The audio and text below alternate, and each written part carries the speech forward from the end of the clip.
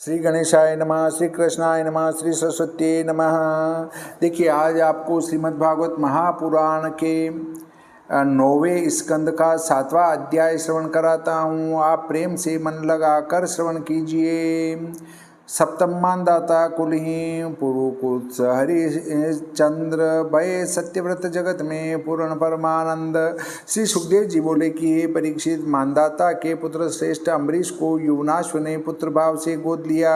अम्बरीश का बेटा हारित हुआ, वह मानदाता के गोत्र में श्रेष्ठ हुआ। हे राजन, उर्गो ने अपनी बहन नर्मदा को पुरुकुत्स से विवाह दिया। शेष जी के कहने से नर्मदा अपने स्वामी पुरुकुत्स को पाताल में ले गई। विष्णु शक्ति धारण करके वध करने के योग्य अनेक गंधर्वों को निहित किया और पीछे अपने नागराज से अनुपम वर प्राप्त किया। वह वर यह था कि नर्मदा का यह समस्त रसातल के आने का व्यापार जो पुरुष स्मरण करेंगे उनको सर्प से भय नहीं होगा। पुरुकुत्स का पुत्र त्रसदस्यु इनके अनरण्य हैं। उनके हर्यश्व हुए जिनसे वरुण जी ने जन्म ग्रहण किया। वरुण का पुत्र त्रिवंदन हुआ। त्रिवंदन का पुत्र सत्यव्रत, जो कि दुख के हेतु 3 दोषों के रहने से त्रिशंकु नाम हुआ। इसलिए इनके पिता ने क्रोधित होकर शाप दिया कि तू चांडाल हो जा। इसलिए ये चांडालपन को प्राप्त हुए थे। फिर विश्वामित्र मुनि के प्रभाव से शरीर के सहित स्वर्ग को गए और अब तक आकाश में टिके हुए हैं। देवता लोगों ने अवाक शिरा होकर स्वर्ग से गिराना चाहा, परंतु महर्षि विश्वामित्र ने इनको अपने बल से वहीं थाम दिया। इन त्रिशंकु के पुत्र सत्यव्रतधारी महात्मा हरिश्चंद्र हुए। इन्हीं राजर्षि के निमित्त वशिष्ठ और विश्वामित्र जी परस्पर शाप देकर आड़ी और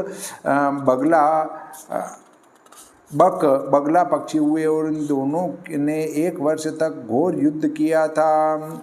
यहाँ एक शंका होती है कि हरिवंश यह 3 दोष प्रकट हैं, यथा पिता को असंतुष्ट रखना, गुरु की दुधारी गाय का वध करना, बिना धुली वस्तु का सेवन। यहाँ पर एक इतिहास है कि विश्वामित्र मुनि ने से राजसूय यज्ञ कराकर इस त्रिशंकु ने ब्राह्मण की कुमारी कन्या का हरण कर लिया था।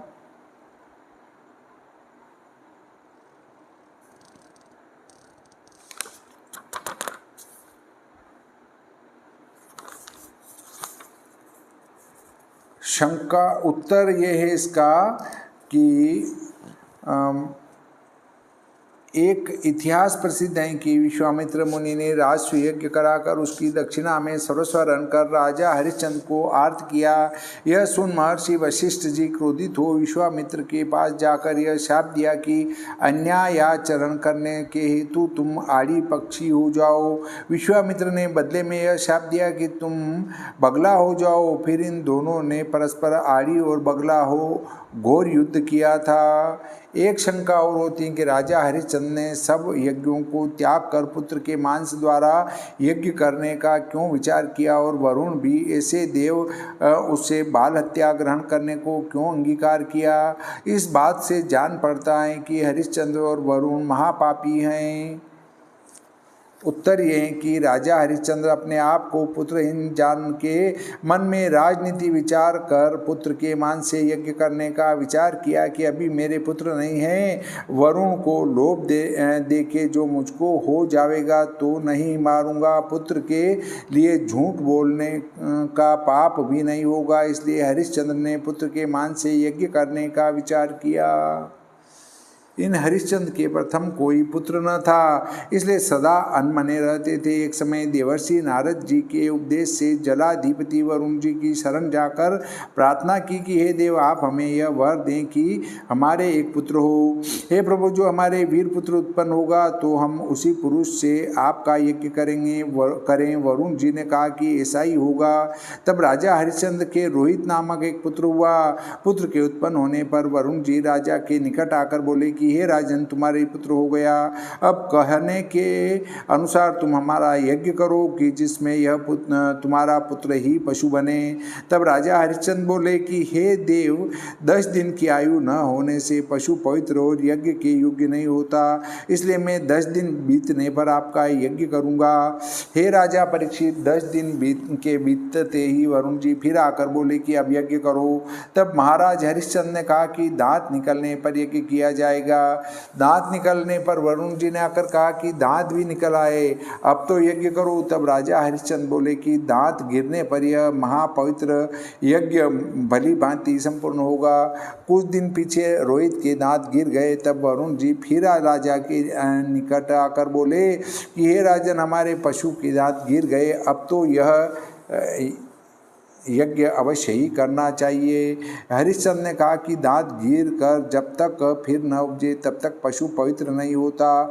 यह सुनकर वरुण जी अपने स्थान को चले गए और कुछ समय उपरांत फिर आकर बोले कि तुम्हारे पुत्र के दांत दूसरी बार उत्पन्न हो आए, अब तो यज्ञ करो। तब राजर्षि हरिश्चंद्र ने उत्तर दिया कि हे वरुण देव, जब क्षत्रिय पशु कवच बख्तर पहरने योग्य होता है तब वह पवित्र कहा जाता है। सो हमारा पुत्र अभी इस योग्य हुआ नहीं तो भला हम कैसे यज्ञ कर दें।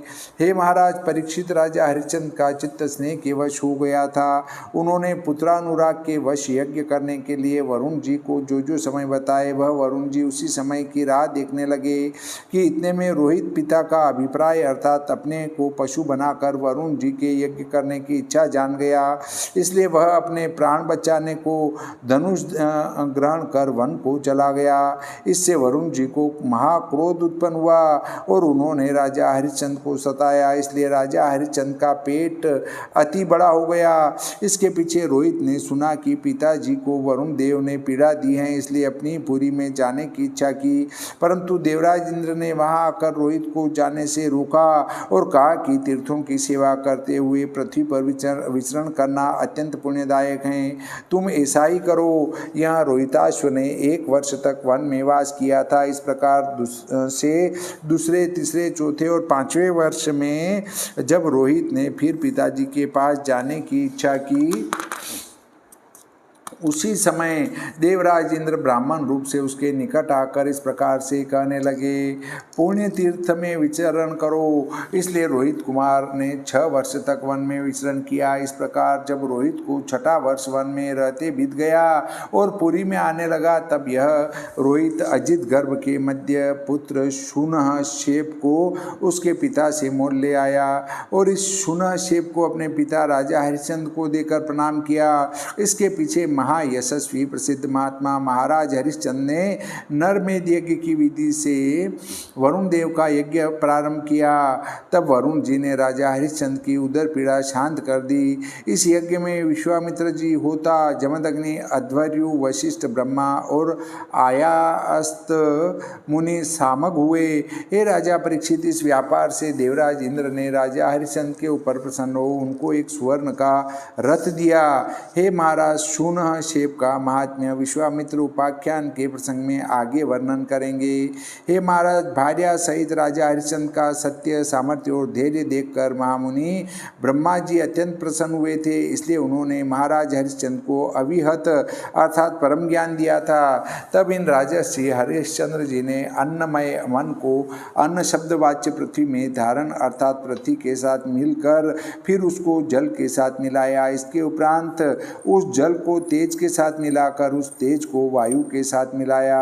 फिर पवन को आकाश में धारण कर उस आकाश को अहंकार में मिला दिया।